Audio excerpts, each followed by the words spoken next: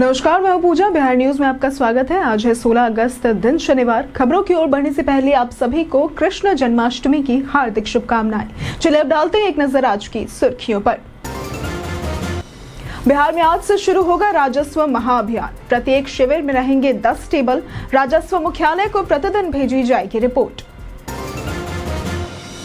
कृष्ण जन्माष्टमी के मौके पर जाने पूजा करने का शुभ मुहूर्त। 17 अगस्त की रात 12:04 से 12:45 तक रहेगा पूजा का शुभ मुहूर्त। निर्जला या फलाहार दोनों तरीके से रख सकते हैं व्रत। बिहार को मिली एक और वंदे भारत ट्रेन की सौगात। आज उप मुख्यमंत्री और ललन सिंह दिखाएंगे हरी झंडी। हफ्ते में 6 दिन चलेगी ये ट्रेन। स्वतंत्रता दिवस पर शिक्षा विभाग की झांकी को मिला प्रथम पुरस्कार। बढ़ता बिहार थी झांकी की थीम। ई शिक्षा कोष से शिक्षकों को दिए गए टैबलेट। बिहार में 10,000 एकड़ जमीन पर होगा औद्योगिक क्षेत्र का निर्माण। 1 करोड़ युवाओं को मिलेगा रोजगार। 750 बंद पड़े उद्योग पुनः होंगे शुरू। बिहार के 46 प्रखंडों में बनेंगे नए पीओसी केंद्र। पहले 132 प्रखंडों में नहीं थे पीओसी। राज्य में कुल पीओसी की संख्या है 1553। वैभव को ओकीफ ने दी टॉप 3 आकर्षक युवा खिलाड़ियों में जगह। आईपीएल में 7 मैचों में 36 की औसत से बनाए थे रन। आर अश्विन ने भी की वैभव की तारीफ। चलिए अब बढ़ते हैं अब तक की 25 बड़ी खबरों की ओर विस्तार से। डीएसएसएसबी ने कोर्ट अटेंडेंट के 334 पदों पर भर्ती का जारी किया नोटिफिकेशन। दिल्ली अधीनस्थ सेवा चयन बोर्ड यानी कि डीएसएसएसबी ने कोर्ट अटेंडेंट के 334 पदों पर भर्ती के लिए नोटिफिकेशन जारी किया है। योग्यता 10वीं पास और संबंधित क्षेत्र में आईटीआई डिग्री है। आयु सीमा 18 से 27 वर्ष। आरक्षित वर्ग को नियमानुसार छूट मिलेगी। आवेदन शुल्क सामान्य ओबीसी ईडब्ल्यूएस के लिए 100 रुपए, अन्य व महिलाओं के लिए निःशुल्क है। चयन प्रक्रिया टियर 1 में 100 प्रश्नों के 100 अंकों के आधार पर होगी, जिसमें नेगेटिव मार्किंग भी होगी। न्यूनतम योग्यता यूआर के लिए 50 अंक, अन्य के लिए 45 अंक होंगे। टियर 2 में इंटरव्यू होगा, जिसके बाद वेतनमान 21,700 से 69,100 प्रति माह होगा। आवेदन डीएसएसबी की वेबसाइट पर ऑनलाइन करें। आवश्यक दस्तावेज, फोटो, हस्ताक्षर अपलोड कर शुल्क जमा करें और प्रिंट सुरक्षित रखें। कृष्ण जन्माष्टमी के मौके पर जाने पूजा करने का शुभ मुहूर्त। भाद्रपद कृष्ण पक्ष अष्टमी को श्री कृष्ण जन्माष्टमी मनाई जाती है। इस साल अष्टमी तिथि 15 अगस्त रात 11:49 से 16 अगस्त रात 9:34 तक रहेगी, इसलिए व्रत 16 अगस्त को होगा। पूजा का शुभ मुहूर्त 16 से 17 अगस्त की रात 12:04 से 12:45 तक है। इस बार रोहिणी नक्षत्र 17 अगस्त सुबह 4:38 बजे से शुरू होगा, जिससे तारीख को लेकर भ्रम है। व्रत निर्जला या फलाहार से रखा जा सकता है। मध्य रात्रि में भगवान को पंचामृत स्नान कराएं। पीतांबर और पुष्प से श्रृंगार करें। काले व सफेद वस्त्र न पहने। प्रसाद में पंचामृत, तुलसी दल, माखन मिश्री, मेवा या धनिया की पंजीरी अर्पित करें और बांटे। वहीं इस बार श्री कृष्ण जन्माष्टमी शनिवार को पटना के बुद्ध मार्ग स्थित इस्कॉन मंदिर में भव्य रूप से मनाई जाएगी। मां के बिहारी का दरबार वृंदावन थीम पर 8 टन ताजे फूलों से सजेगा। सुबह 7 बजे से रात 1 बजे तक दर्शन होंगे। मायापुरी और वृंदावन से भजन कीर्तन मंडलियां आएंगी। 251 चांदी के कलशों से महाभिषेक और 501 प्रकार का महाभोग अर्पित होगा। यहाँ बताई गई किसी भी जानकारी पर अमल करने से पहले संबंधित विशेषज्ञों की सलाह अवश्य लें। बिहार में आज से शुरू होगा राजस्व महाअभियान। राजस्व एवं भूमि सुधार विभाग 16 अगस्त से 20 सितंबर तक चलने वाले राजस्व महाअभियान को सफल बनाने के लिए भरसक प्रयास कर रहा है। प्रत्येक शिविर में 10 टेबल और 10 विशेष सर्वेक्षण अमीन लैपटॉप व इंटरनेट डोंगल के साथ उपस्थित रहेंगे। अमीन मौके पर प्राप्त आवेदनों का संक्षिप्त डेटा जैसे रैयत का नाम, पिता का नाम, मोबाइल नंबर और आवेदन की विषय वस्तु दर्ज करेंगे। मोबाइल नंबर दर्ज करने का उद्देश्य आवेदन का ऑनलाइन निबंधन सुनिश्चित करना है। परिमार्जन आवेदन, परिमार्जन प्लस और नामांतरण बंटवारा आवेदन म्यूटेशन प्लस पोर्टल पर प्रोसेस होंगे। शिविरों में प्रारंभिक प्रवेश के बाद शेष कार्य केंद्रीकृत रूप में संपन्न होगा। सभी भौतिक आवेदनों को बंडल कर शिविर प्रभारी को सौंपा जाएगा। प्रतिदिन जिले के अपर समाहर्ता रिपोर्ट राजस्व मुख्यालय को भेजेंगे। अतिरिक्त प्रपत्र, जमाबंदी प्रतियां और पंफलेट भी उपलब्ध रहेंगे। राज्य में 11 लाख नए राशन कार्ड बनाने का लक्ष्य।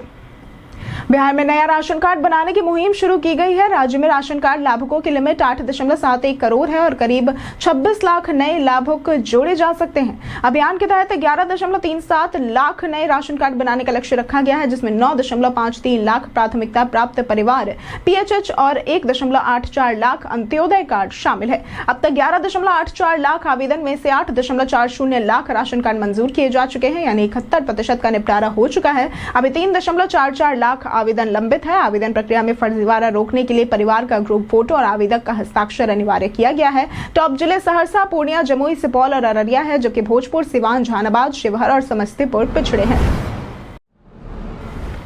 बिहार के 46 प्रखंडों में बनेंगे नए पीयूसी केंद्र। बिहार परिवहन विभाग प्रदेश के सभी प्रखंडों में प्रदूषण जांच केंद्र यानी कि पीयूसी स्थापित करने की योजना चला रहा है। पहले 132 प्रखंडों में पीयूसी नहीं थे, जिनमें से 46 प्रखंडों को अब तक 1,05,72,576 रुपए अनुदान देकर केंद्र खोले गए हैं। भभुआ में सबसे अधिक 5, बांका और मधुबनी में 4, दरभंगा, गया, जहानाबाद, कटिहार में 3, जबकि कई जिलों में 1 से 2 केंद्र खोले गए हैं। राज्य में कुल 1553 पीयूसी है, जिनमें पटना में 264, मुजफ्फरपुर में 81, गया में 76 और वैशाली में 74 केंद्र शामिल है। केंद्रों पर वाहनों की प्रदूषण जांच सुनिश्चित की जा रही है। उपकरण खरीद पर 50% या अधिकतम 3 लाख रुपए का अनुदान दिया जा रहा है, जिससे रोजगार भी बढ़ रहा है। स्वतंत्रता दिवस पर शिक्षा विभाग की झांकी को मिला प्रथम पुरस्कार। स्वतंत्रता दिवस पर पटना के गांधी मैदान में आयोजित राज्य स्तरीय परेड में बिहार शिक्षा परियोजना परिषद की झांकी को प्रथम पुरस्कार मिला। थीम थी पढ़ता बिहार, बढ़ता बिहार, सपने सच करता बिहार। झांकी में सरकार के शिक्षा सुधार, स्मार्ट क्लास, आईसीटी लैब, विज्ञान प्रयोगशाला, खेल मैदान, स्वच्छ शौचालय, पेयजल जैसी सुविधाओं और शिक्षक छात्र अनुपात में सुधार को दर्शाया गया। ई शिक्षा कोष से शिक्षकों को टैबलेट दिए गए। विद्यालय प्रबंधन में समुदाय की भागीदारी को प्रोत्साहित किया गया। थीम का चयन डॉक्टर एस सिद्धार्थ ने किया, जबकि निर्माण पटना आर्ट कॉलेज ने किया। धनेश्वरी उच्च विद्यालय के बैंड दल और किलकारी के कलाकारों की प्रस्तुति ने विशेष आकर्षण पैदा किया। इसके साथ ही 79वें स्वतंत्रता दिवस पर पटना के गांधी मैदान में सीएम नीतीश कुमार ने तिरंगा फहराया और अपने भाषण में उन्होंने कहा कि सरकार अगले 5 साल में 1 करोड़ नौकरियों और रोजगार के अवसर उपलब्ध कराएगी। इसके साथ ही नौकरी के लिए प्रारंभिक परीक्षा का शुल्क 100 रुपए और मुख्य परीक्षा के लिए कोई शुल्क नहीं रहेगा। बिहार में 10,000 एकड़ जमीन पर होगा औद्योगिक क्षेत्र का निर्माण।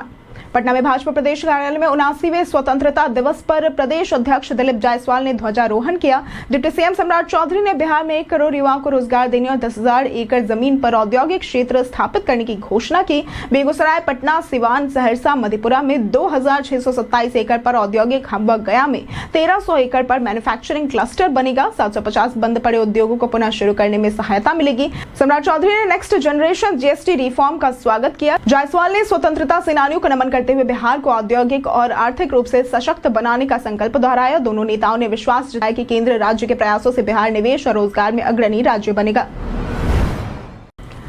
जन्माष्टमी व चेहल्लुम को लेकर राज्य में आज रहेंगे सुरक्षा के कड़े इंतजाम।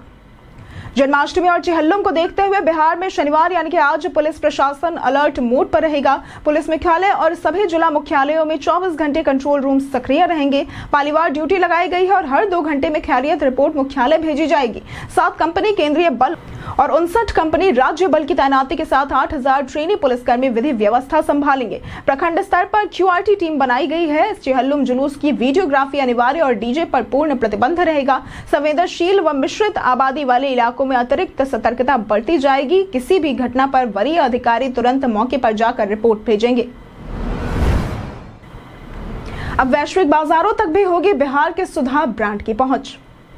Bihar state milk cooperative federation यानी कि कॉम्फेड का ब्रांड सुधा वैश्विक पहचान बना रहा है। अमेरिका और कनाडा में घी, मखाना और गुलाब जामुन के सफल निर्यात के बाद अब ये यूएई, सऊदी अरब और सिंगापुर में प्रवेश की तैयारी में है। नालंदा व बरौनी डेयरी प्लांट को अंतर्राष्ट्रीय मानकों के अनुरूप अपग्रेड किया गया है। देश में भी सुधा की मांग बढ़ रही है, खासकर दिल्ली, कोलकाता और पूर्वोत्तर राज्यों में। कॉम्फेड 14 लाख किसानों से जुड़कर प्रतिदिन 23 लाख लीटर दूध एकत्रित करता है और 54.5 लाख लीटर की प्रसंस्करण क्षमता रखता है। 2025 तक लक्ष्य 30 लाख लीटर संग्रहण का है। सहकारिता और स्थानीय उद्यमिता से शुरू हुआ ये सफर अब अंतर्राष्ट्रीय बाजार में चौंक रहा है। वैभव को ओकीफ ने दी टॉप 3 आकर्षक युवा खिलाड़ियों में जगह। पूर्व क्रिकेटर केरी ओकीफ ने विश्व क्रिकेट के शीर्ष 3 आकर्षक युवा खिलाड़ियों में 14 वर्षीय बिहार के वैभव सूर्यवंशी को दक्षिण अफ्रीका के लुआन ड्रे प्रेटोरियस और इंग्लैंड के थॉमस रेव के साथ शामिल किया। सूर्यवंशी ने आईपीएल 2025 में राजस्थान रॉयल्स के लिए 1.1 करोड़ में खरीदे जाने के बाद 7 मैचों में 36 की औसत और 206.56 के स्ट्राइक रेट से 252 रन बनाए। आर अश्विन ने एक किस्सा साझा किया जिसमें दिल्ली में चेन्नई सुपर किंग्स के खिलाफ मैच के दौरान सूर्यवंशी के बेखौफ बल्लेबाजी से वो चौंक गए। अश्विन ने बताया कि जोस बटलर और जोफ्रा आर्चर भी मजाक में नेट्स में 14 साल के खिलाड़ी से पिटने की बात कर रहे थे। समस्तीपुर में 18 अगस्त को रोजगार मेले का होगा आयोजन। समस्तीपुर के युवाओं के लिए रोजगार का अवसर आया है। SIS लिमिटेड सुरक्षा जवान, सुरक्षा सुपरवाइजर और सुरक्षा अधिकारी के कुल 155 पदों पर भर्ती कर रहा है। सुरक्षा जवान के 100, सुपरवाइजर के 25 और अधिकारी के 30 पद है। सभी पदों के लिए उम्र सीमा 19 से 40 वर्ष और न्यूनतम ऊंचाई 167.5 सेंटीमीटर है। योग्यता सुरक्षा जवान के लिए 10वीं पास, सुपरवाइजर और अधिकारी के लिए 12वीं पास आवश्यक है। वेतन 10,000 से 25,000 तक हो सकता है। भर्ती प्रखंडवार नियोजन कैंप के माध्यम से होगी। पटोरी में 18 अगस्त, दलसिंह सराय में 19 अगस्त, मोरवा में 20 अगस्त, विभूतिपुर में 21 अगस्त और रोसड़ा में 22 अगस्त को होगी। चयन में शारीरिक मापदंड, योग्यता और इंटरव्यू शामिल होंगे। यह अवसर युवाओं को आत्मनिर्भर बनने और आर्थिक स्थिरता हासिल करने का सुनहरा मौका देता है। बिहार सरकार ने लिया राज्य भर में जल संरक्षण समिति बनाने का निर्णय। बिहार सरकार ने राज्य भर में जल संरक्षण समिति बनाने का निर्णय लिया है। PHED अधिकारियों को दिशा निर्देश दिए हैं। मानसून के बाद ब्लॉक स्तर पर समिति का निर्माण किया जाए। इसमें युवाओं और महिलाओं को प्राथमिकता दी जाएगी। समिति का मुख्य उद्देश्य भूजल की कमी को दूर करना और लोगों में पानी जमा करने की आदत डालना है। राज्य में जल जीवन हरियाली अभियान के तहत अधिकारियों को पंचायत स्तर पर जल स्रोत खोजने का टास्क दिया गया है, जिसमें गाँव वालों की मदद ली जाएगी। अतिक्रमित तालाब, कुएं और अन्य जल स्रोतों की पहचान कर उन्हें दुरुस्त किया जाएगा। वर्तमान में तालाबों की संख्या कम है और पानी का ठहराव नहीं होने के कारण बारिश का पानी बचाना मुश्किल हो रहा है। गूगल का नया AI टूल सस्ती फ्लाइट खोजने में करेगा मदद। गूगल ने फ्लाइट डील्स नाम का नया AI पावर्ड टूल लॉन्च किया है, जो गूगल फ्लाइट्स के भीतर उपलब्ध होगा और यूजर्स को आसानी से सस्ती व उपयुक्त फ्लाइट खोजने में मदद करेगा। इसे खास तौर पर फ्लेक्सिबल ट्रैवलर्स के लिए डिजाइन किया गया है, जो तारीख, डेस्टिनेशन और फिल्टर्स में समय खर्च किए बिना पैसे बचाना चाहते हैं। यूजर्स बस अपनी यात्रा की जरूरतें बातचीत की तरह बता सकते हैं और tool real time Google flights data से सैकड़ों एयरलाइंस व बुकिंग साइट्स की बेस्ट ऑप्शंस दिखाएगा। यह बीटा वर्जन अगले हफ्ते भारत, अमेरिका और कनाडा में उपलब्ध होगा। गूगल फ्लाइट्स पहले की तरह चलता रहेगा और अमेरिका, कनाडा के लिए नया इकोनॉमी क्लास फिल्टर भी जोड़ा गया है। बिहार को मिली एक और वंदे भारत ट्रेन की सौगात। बिहार को एक और वंदे भारत ट्रेन की सौगात मिलने जा रही है। 16 अगस्त यानी कि आज उप मुख्यमंत्री सम्राट चौधरी और सांसद ललन सिंह जमालपुर से हावड़ा के लिए सेमी हाई स्पीड ट्रेन को हरी झंडी दिखाएंगे। भागलपुर हावड़ा वंदे भारत एक्सप्रेस का विस्तार जमालपुर तक किया गया है, जिसकी मांग लंबे समय से थी। ये ट्रेन हफ्ते में 6 दिन शुक्रवार छोड़कर चलेगी और जमालपुर से हावड़ा का सफर 6.5 घंटे में पूरा होगा। ट्रेन दोपहर 3:30 बजे जमालपुर से खुलेगी और रात 10:05 पर हावड़ा पहुंचेगी। न्यूनतम किराया AC चेयर कार के लिए 1290 और एग्जीक्यूटिव क्लास के लिए 2335 होगा। इससे जमालपुर व आसपास के यात्रियों को तेज और सुविधाजनक यात्रा का विकल्प मिलेगा। मरीन ड्राइव पर फैब्रिकेटेड दुकानों पर लगी रोक। पटना मरीन ड्राइव पर नगर निगम द्वारा प्रस्तावित 500 प्री फैब्रिकेटेड दुकानों का आवंटन फिलहाल रोक दिया गया है। दीघा रोटरी से LCT घाट तक बनने वाली इन दुकानों का कार्य मानसून बाद होगा, क्योंकि गंगा में बाढ़ से विस्थापित परिवारों के लिए यहां आश्रय स्थल बनाया गया है। दुकानों का निर्माण नौबतपुर में चल रहा है और ये 600, 480 व 240 वर्ग फीट आकार में होंगी। स्टील से बनी इन पोर्टेबल कियोस्क में बैठने की जगह, लाइटिंग व शौचालय होंगे। 15.46 करोड़ की लागत से बन रहे इस वेंडिंग जोन में ठेले, खोमचे पर बैन लगेगा, किराया तय होगा और सुरक्षा व अन्य सुविधाएं उपलब्ध कराई जाएंगी। गंडक नदी के जलस्तर में हुई बढ़ोतरी। नेपाल के तराई और जलग्रहण क्षेत्रों में भारी बारिश से गंडक नदी का जलस्तर बढ़ गया है। शुक्रवार की सुबह 6 बजे वाल्मीकि नगर गंडक बैराज से डाउन स्ट्रीम में 1,47,500 क्यूसेक पानी छोड़ा गया, जबकि अपर स्ट्रीम में 1,69,000 क्यूसेक प्रवाह दर्ज हुआ। जलस्तर नियंत्रण के लिए नहरों में सीमित निकासी की जा रही है। ईस्टर्न मेन कैनाल में 9,000 और सारण मुख्य नहर में 3,720 क्यूसेक पानी छोड़ा जा रहा है। नेपाल के देवघाट में जलस्तर 5.31 मीटर पहुंच गया है, जहां से 1,69,237 क्यूसेक पानी छोड़ा जा रहा है, जिससे बिहार के निचले इलाकों में बाढ़ का खतरा है। प्रशासन ने अलर्ट जारी कर निचले इलाकों के लोगों को सुरक्षित स्थानों पर जाने और नाव संचालन रोकने के निर्देश दिए हैं। ईयरफोन, ईयरबड्स या नेक बैंड, जाने कौन सा डिवाइस है आपके लिए सही। अगर आप ऑडियो गैजेट खरीदने में कंफ्यूज है तो अपनी जरूरत के हिसाब से चुनाव करें। ईयरफोन सस्ते, बैटरी फ्री और भरोसेमंद होते हैं। फोन की बैटरी भी बचाते हैं, लेकिन तार होने से थोड़े असुविधाजनक हो सकते हैं। ईयरबड्स वायरलेस, स्टाइलिश और ट्रैवल फ्रेंडली होते हैं, लेकिन फोन की बैटरी ज्यादा खर्च करते हैं और फिटिंग की समस्या भी आ सकती है। नेक बैंड ब्लूटूथ से चलते हैं, बैटरी लाइफ लंबी होती है और स्पोर्ट्स या लंबे समय के इस्तेमाल के लिए बेहतर है। खरीदते समय सिर्फ ट्रेंड नहीं बल्कि कंफर्ट और उपयोग को प्राथमिकता दें, ताकि पैसे का सही इस्तेमाल हो और इस्तेमाल में दिक्कत न आए। श्रम संसाधन विभाग श्रमिकों को प्रदान करेगा कौशल प्रशिक्षण। श्रम संसाधन विभाग राजमिस्त्री, इलेक्ट्रीशियन, पेंटर और प्लम्बर जैसे असंगठित क्षेत्र के श्रमिकों को कौशल प्रशिक्षण देकर प्रमाणित करेगा ताकि उन्हें वैश्विक स्तर पर पहचान और उचित मानदेय मिल सके।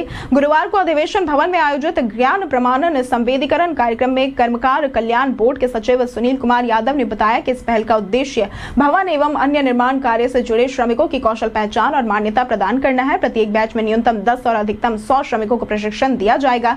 कार्यक्रम में अपर श्रमायुक्त आदित्य राजहंस, उप श्रमायुक्त रोहित राज सिंह और आप्त सचिव हरिशंकर मौजूद रहे। इस दौरान आईटीआई का थीम सॉन्ग भी लॉन्च किया गया।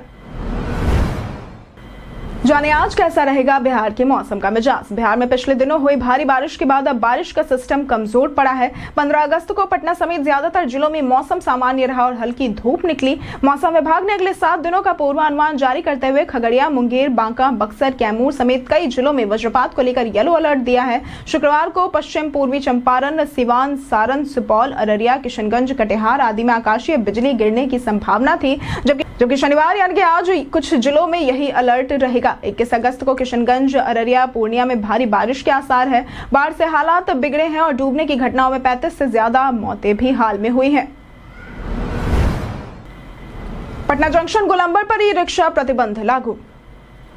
पटना जंक्शन गोलंबर पर 17 अगस्त से ई रिक्शा का परिचालन बंद कर दिया जाएगा। ट्रैफिक एसपी अपराजित लोहान ने बताया कि चिरैया टार पुल से महावीर मंदिर की ओर आने वाली ई रिक्शा अब करबिगहिया स्टेशन की तरफ शिफ्ट कर दी गई है, जहां 600 ऑटो की पार्किंग क्षमता है। नए आदेश के विरोध में गुरुवार को सुबह 10 बजे से दोपहर 2 बजे तक चालकों ने प्रदर्शन किया, जिससे चिरैया टार पुल 4 घंटे तक जाम रहा। ट्रैफिक डीएसपी ने चालकों को समझा बुझाकर सड़क से हटाया। पटना जिला ऑटो रिक्शा संघ और सीटू के नेताओं ने विरोध जताया और पूछा कि पैसेंजर करबिगहिया ले जाने से महावीर मंदिर कैसे पहुंचेंगे। प्रदर्शन में कई चालक शामिल रहे। पश्चिम बंगाल सड़क हादसे पर सीएम नीतीश ने जताया शोक।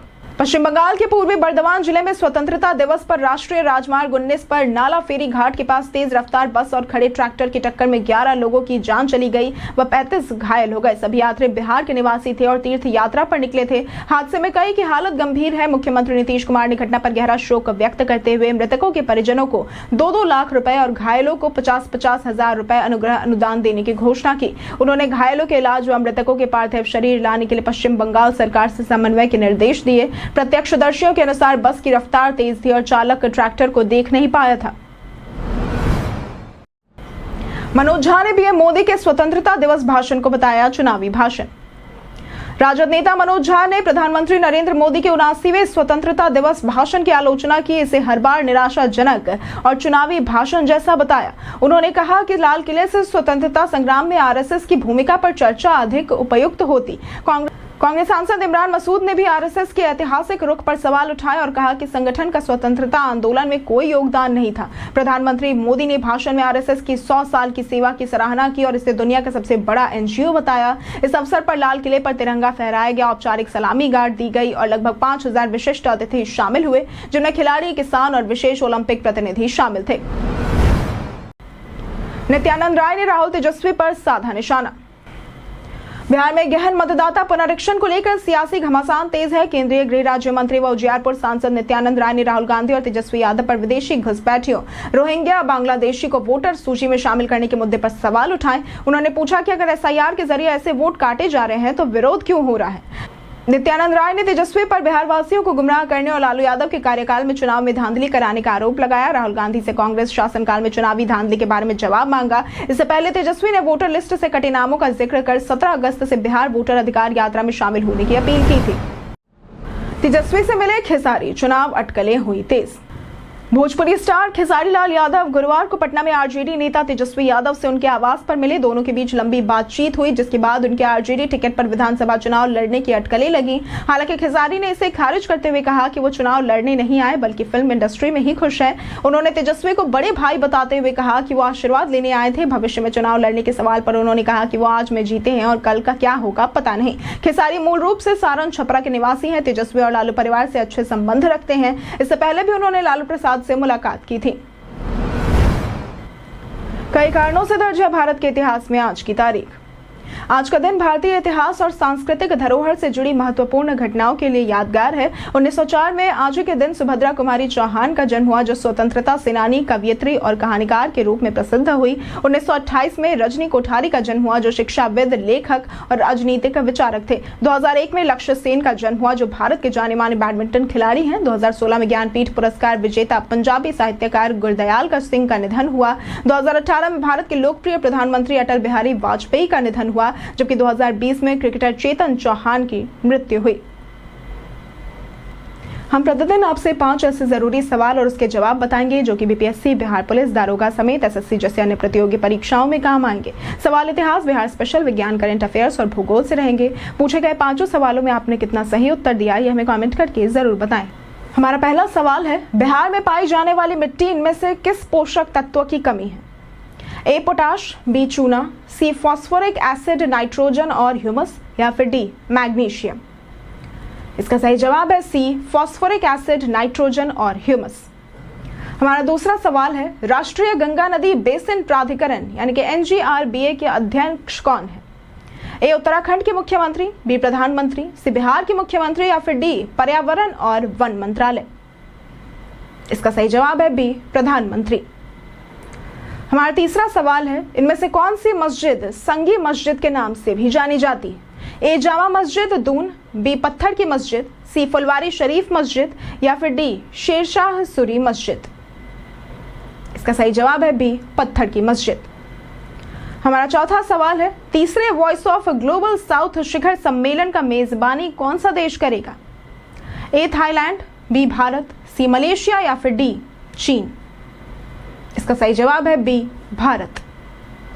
बीते दिन हमारे द्वारा पूछे गए सवाल का जवाब आप लोगों में से बहुत लोगों ने हमारे कमेंट सेक्शन में लिखकर दिया है। जिन्होंने हमारे द्वारा पूछे गए सवाल का जवाब दिया है उनके नाम है बालेश्वर पासवान, अक्षय कुमार, मोहम्मद सनाउल्लाह, विजय घायल, दीपक कुमार, राकेश मिश्रा, शिवचंद्र महतो, अमित कुमार, अंबिका मंडल, प्रदीप पंडित, वरुण कुमार, बबलू कुमार, नंदन कुमार, सोनाली कुमारी, राजीव कुमार, मुरली पासवान, किरण कुमारी, अंबिका कुमारी, पंचानंद सिंह, चंदन कुमार, पप्पू चौहान और कृष्णा कुमार।